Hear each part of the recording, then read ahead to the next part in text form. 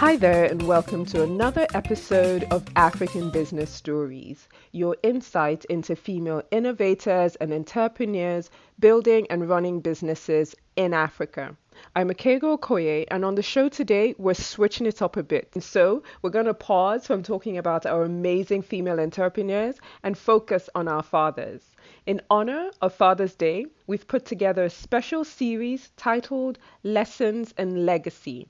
It's a collection of conversations with some of my friends and mentors from around Africa on lessons they've learned from their parents and from experiences and the personal legacies they would like to leave for their children. These were all insightful conversations outside of the boardroom.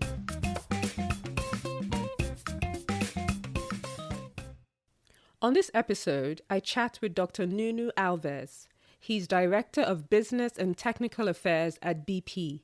We talked about growing up in Angola, how the lessons from his parents influence how he leads both at home and at work. He also reflected on how he would like to be described by his children. Enjoy. Hi, Nuno. Welcome to African Business Stories. Hello, Akego. Glad to be here. Awesome. So we're doing this in honor of Father's Day. And we're taking a trip around Africa and just speaking to people from different countries, getting a sense of their experiences. So I was wondering what it was like for you growing up in Angola, and what were the greatest lessons that you learned from your parents growing up? Oh, hi. Great to be on this call and doing this interview. As you said, my name is Nuno Alves, and I was born in Angola. Um, I I really have fond memories of my upbringing in Angola. I grew up in the 80s, so lived in a sort of a bubble in Luanda, the capital city, and I had a great childhood. We used to study and have fun in equal measure, and sort of I think that sort of shaped who I am today and gave me sort of this balance that I have. It was, having said that, and I think when I mentioned the bubble is because at the time Angola was going through brutal civil war Hmm. in Angola, and I was privileged enough to be in the capital, so we're a bit shielded from the realities of the war. So that's what I say, a bit of a bubble Right. physically. Also, from a political perspective, sort of Angola was leading towards more the communist and socialist way of society and beliefs. So again, you're living in a bubble because from that perspective, everybody was equal. We're all friends with each other. I used to go to the same school as the former president of Angola, Hmm. different grades, but we're in the same school. But it was really very surreal because we're all friends with one another. And I think that shaped our upbringing and how we sort of look back and maintain friendship with those close colleagues. As far as learnings from my parents, I can sort of point for two examples, and I'll use one from my father and one from my mother. The one from my mother pertains to really just humility and Hmm. empathy. And my mother was one of those sort of quiet leaders in the community, Right. but everybody, most of our neighbors, just gravitated towards her and was very respectful of her, to the point that even now, as I've grown, whenever I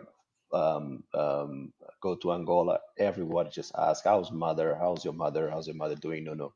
So she was able to sort of have a great influence on people around her, and it was all through humility and empathy, really relating to people, understanding what the issue is, not being presumptuous, Hmm.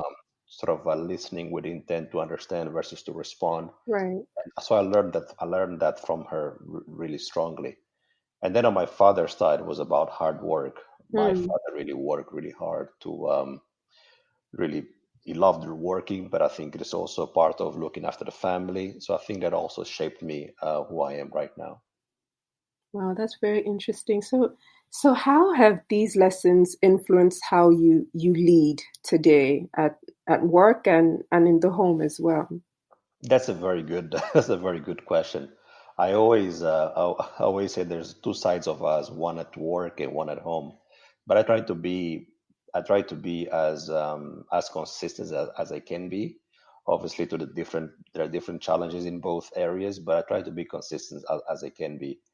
What I really My leadership style really is based on those two pillars. What I ask everyone and what I've asked everyone in my direct reports, be it in Angola, be it in the UK, be it in US, is sort of based on those on two fundamental universal values. Hmm. Number one is quality, and the second one is respect. Right. So work hard and deliver your job with quality, because make yourself proud and make the company proud.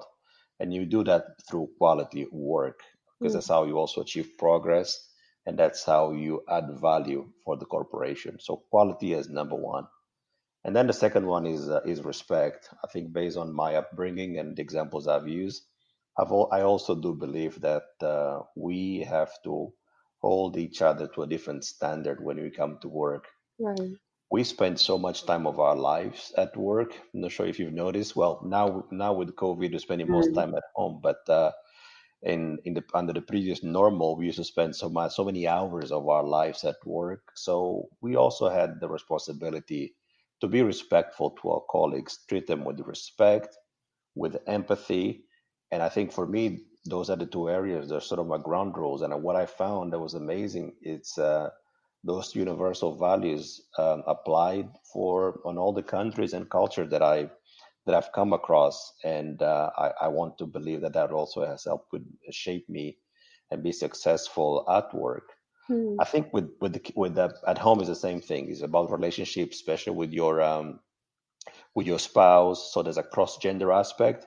So you all again you have to be a better listener and really understand, because there are different styles Hmm. and personalities as well. And the same with my children, given the demographics, things are so different right now. The things they can do with the technology, it's much more savvy than we are. So really understanding where they're coming from, what the issues are, has helped me also be a better father, a better husband, and overall a better human being. Thank you for that, Nuno. So what kind of lessons are you trying to pass on to your children, and how would you like them to describe their dad? um, Maybe I'll start with how I'd like to be described. Okay. I think if I, in absence of of everything, I'll be probably be described as someone who's really kind, who's loving, and is a caring father. I think that's how I would be described. I bet that I would also have to like to have a bit more fun as well, and be described as someone who's a fun guy. But I think they'll probably say my kids that I work too much, so that's in a way that gets in the way of the fun. But I think when they step back and think through how I am as a father, they'll probably describe me as a kind and loving and caring father. Really cares for his family. I think that's how they would describe me. That's great. What about the lessons that you you would like to instill in them? Well, the lesson that I always tell my kids is, we're only here for a short period of time on this planet. We are just here for a few years, few decades, and that's it.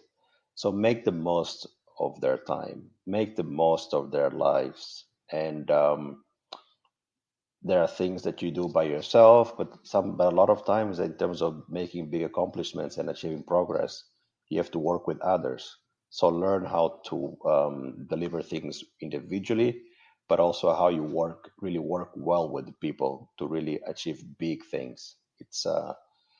Those are the sort of the lessons that I try to instill in them. It's a short journey, but it's the one that they can and they must make the most of Hmm. as well.